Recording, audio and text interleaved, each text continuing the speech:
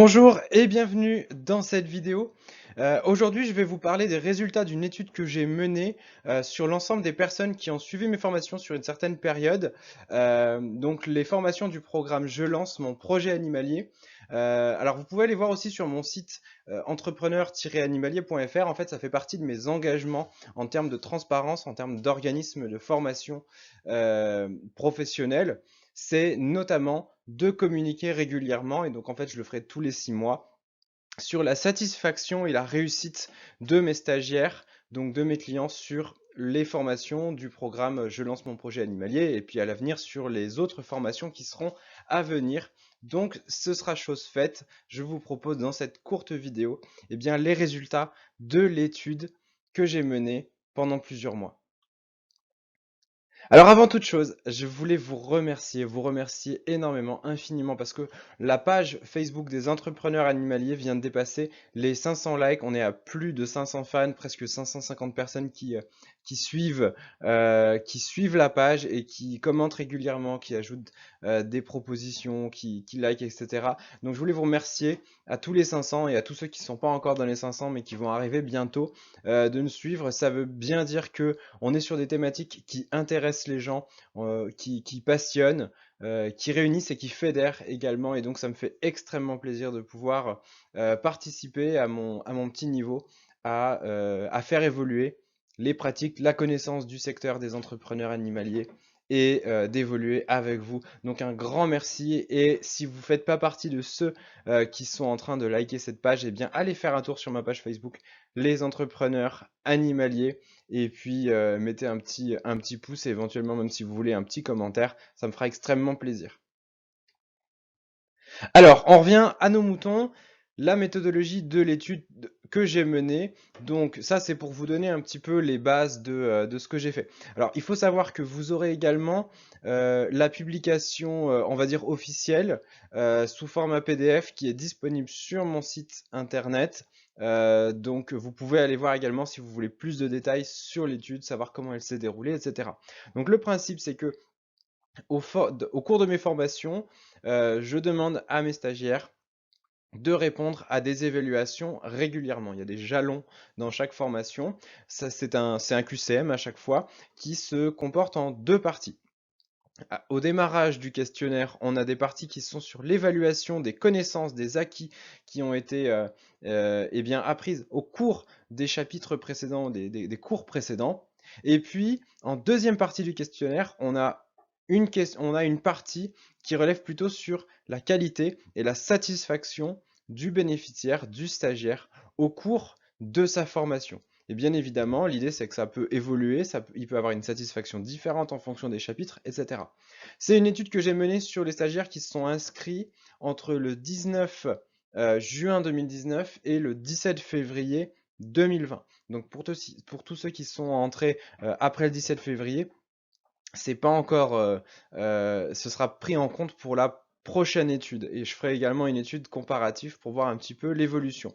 Au total, ça nous a donné 90 réponses, donc on peut estimer que ça a quand même un peu de poids, c'est-à-dire que quand on fait des moyennes, ça vaut le coup d'avoir analysé de manière statistique tout ça. Alors voilà le niveau de réussite, c'est-à-dire on va dire le score, la moyenne que les gens ont en répondant aux évaluations du type QCM qui sont dans la formation. Donc en fait, on tourne à 75, 74, 75%. Donc la moyenne, elle est de 74%, c'est-à-dire que, alors quand on est sur des QCM qui sont sur 10, eh bien les personnes, elles ont en moyenne 7,4 sur 10. Et je vous ai mis également la médiane. La médiane, ça veut dire quoi?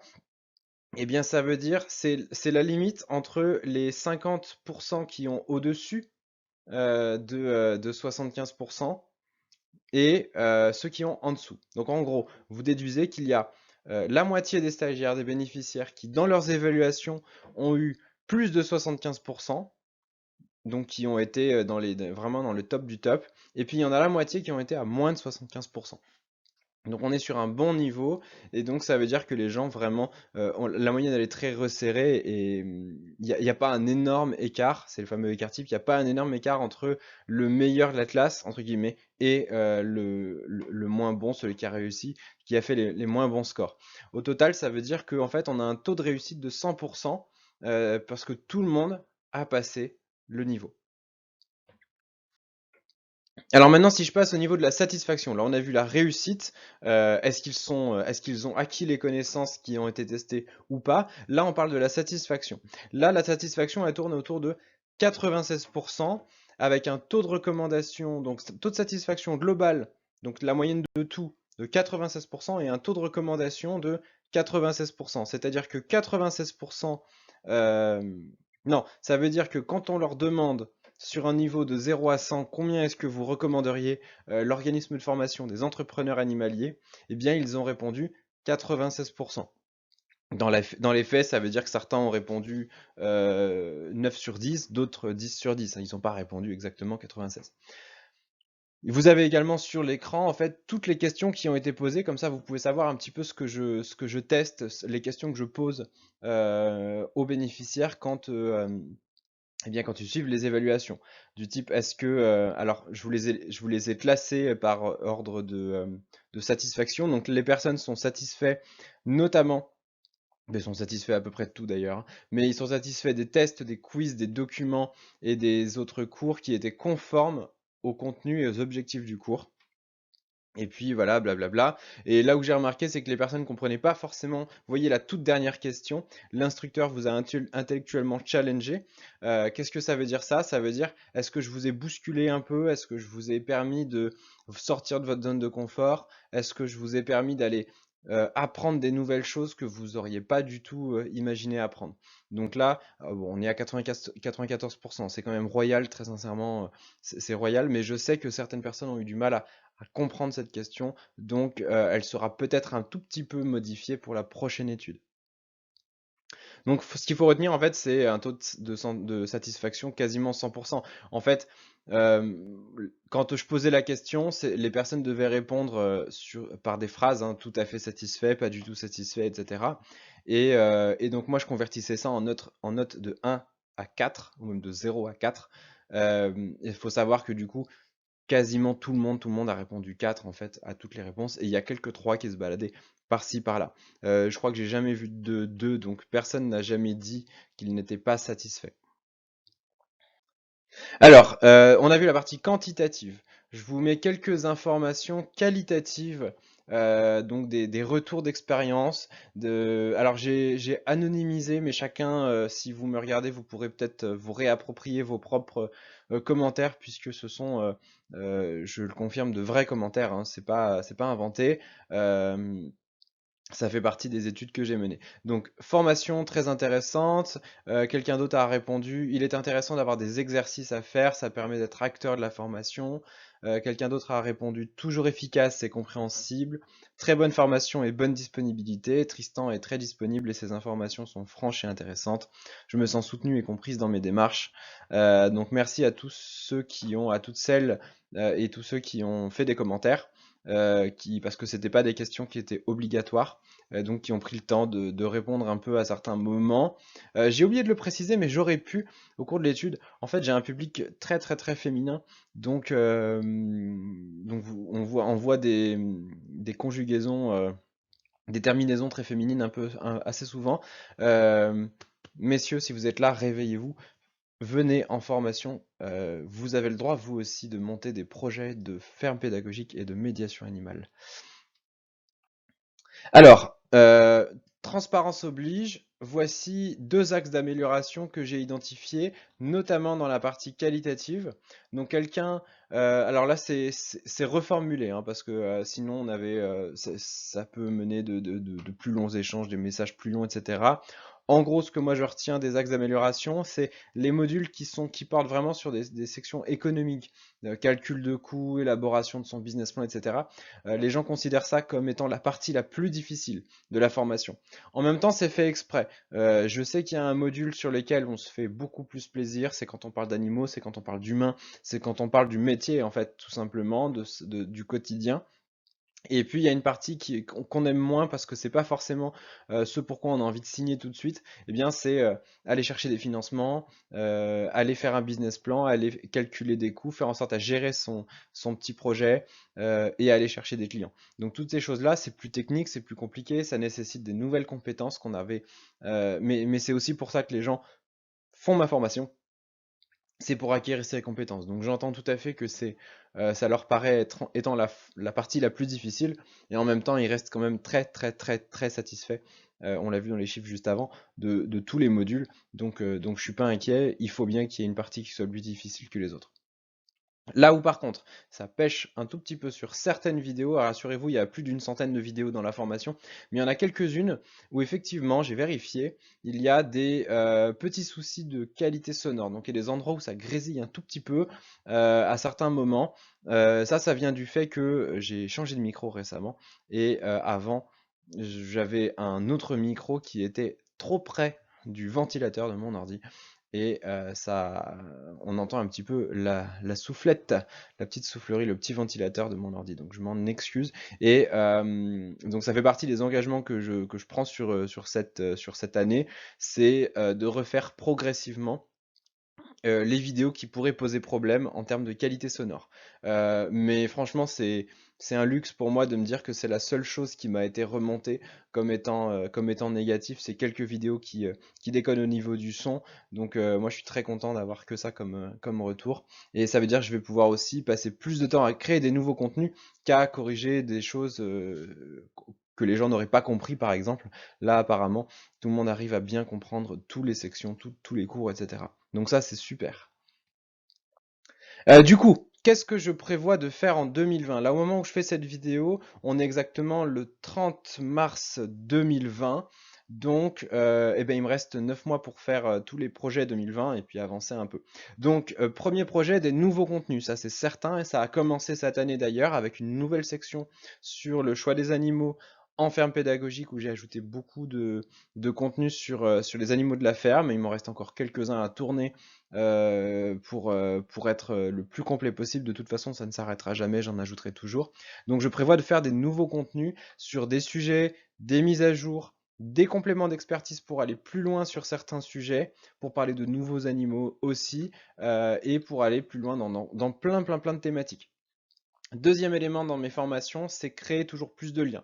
Aujourd'hui, j'ai une relation qui est bilatérale avec mes bénéficiaires, avec mes stagiaires, c'est-à-dire que je les forme, quand ils ont des besoins, ils prennent rendez-vous avec moi, on a des sessions d'accompagnement individuel ensemble. Moi, ce que j'ai envie de créer sur 2020, c'est une communauté qui peut également s'entraider et créer du lien entre les personnes. Ça a déjà commencé de manière un peu plus implicite. J'ai quelques stagiaires récents qui sont partis faire des immersions chez de plus anciens stagiaires, par exemple, ou qui sont partis faire des petits échanges de bons procédés, etc. Donc moi, je suis très content de pouvoir les mettre en relation et de leur dire, bah voilà, toi, tu es intéressé par telle et telle chose, je connais quelqu'un qui peut t'aider, etc. On s'entraide mutuellement, on se partage des bonnes idées, etc. Donc ça, c'est super, mais je compte vraiment là cette année le formaliser. Donc ça devrait prendre, je pense, la forme d'un groupe Facebook privé, donc une académie privée dans laquelle les personnes vont pouvoir échanger et dans lesquelles j'ajouterai également des cours collectifs en live sur des sujets plus pointus, notamment sur tout ce qui va être complément d'expertise.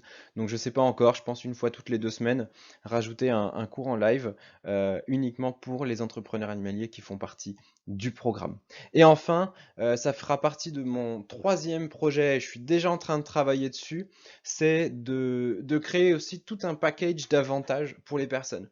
Moi, je forme des gens qui soit sont en train de se lancer dans un nouveau projet, soit essayent de le booster, lui redonner un second souffle.